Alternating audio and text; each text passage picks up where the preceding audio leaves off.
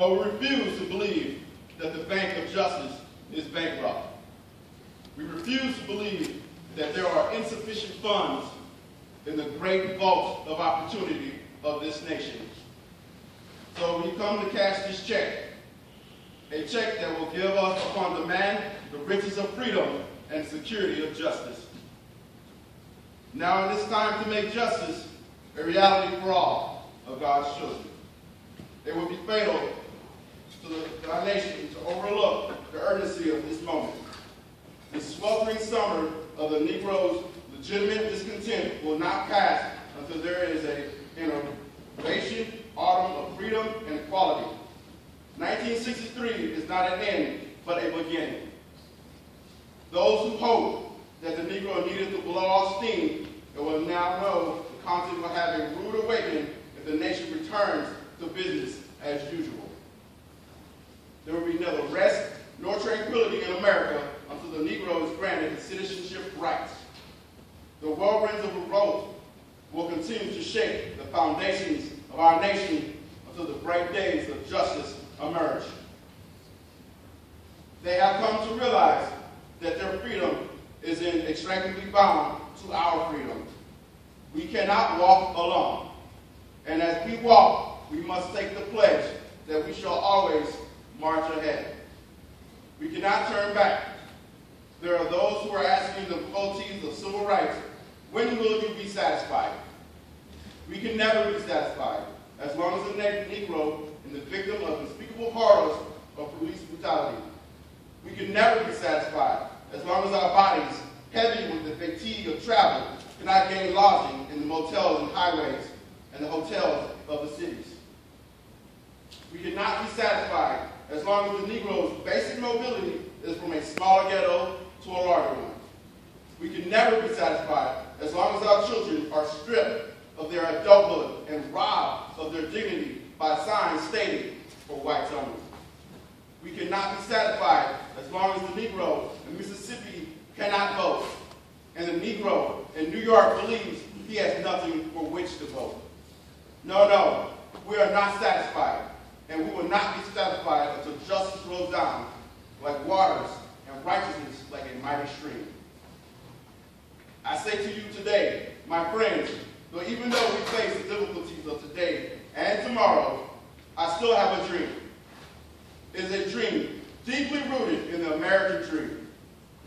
I have a dream that one day this nation will rise up and live out the true meaning of its creed.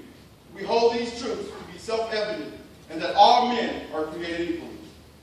I have a dream that one day on the red hills of Georgia, sons of former slaves and sons of former slave owners will be able to sit down together at the table of brotherhood. I have a dream that one day, even in the state of Mississippi, a state sweltering with the heat of injustice, sweltering with the heat of opposition, will be transformed into an oasis of freedom and justice. I have a dream that my 4 little children will one day live in a nation where they will not be judged by the color of their skin, but the content of their character. I have a dream that one day in Alabama, with its vicious racists, with its governor having his lips dripping with the word of interposition and nullification, one day, right there in Alabama, little black boys and little black girls will be able to join hands with the little white boys and little white girls as sisters and brothers. I have a dream today. I have a dream that one day every valley shall be exalted, every hill and mountain shall be made joy. The rough places will be made plain, the crooked places be made straight.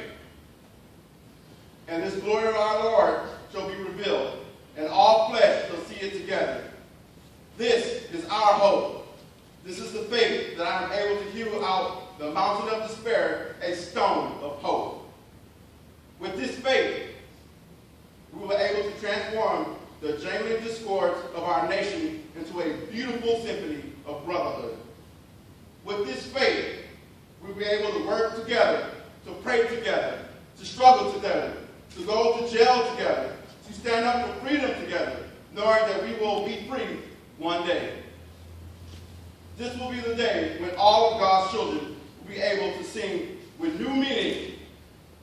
My country, 'tis of thee, sweet land of liberty, of thee I sing. Land where my fathers died, land of the pilgrim pride, from every mountainside, let freedom ring. And if America is to be a great nation, this must become true. So let freedom ring from the hilltops of New Hampshire. Let freedom ring from the mighty mountains of New York. Let freedom ring from the heightened allergies of Pennsylvania. Let freedom ring from the snow-capped mountains of the Rockies of Colorado. Let freedom ring in the courageous slopes of California. But not only that, let freedom ring from Stone Mountain of Georgia. Let freedom ring from the Lookout Mountains of Tennessee. Let freedom ring from every hill and molehill of Mississippi, from every mountainside. Let freedom ring. When will we allow freedom to ring? When we let it ring from every city and every hamlet, from every state and every city. We'll be able to speed up that day when all of God's children, black men and white men, Jews and Gentiles, Protestants and Catholics, we'll be able to join hands and sing in the words of the old Negro spiritual, free at last, great God Almighty, we are free at last. Thank you.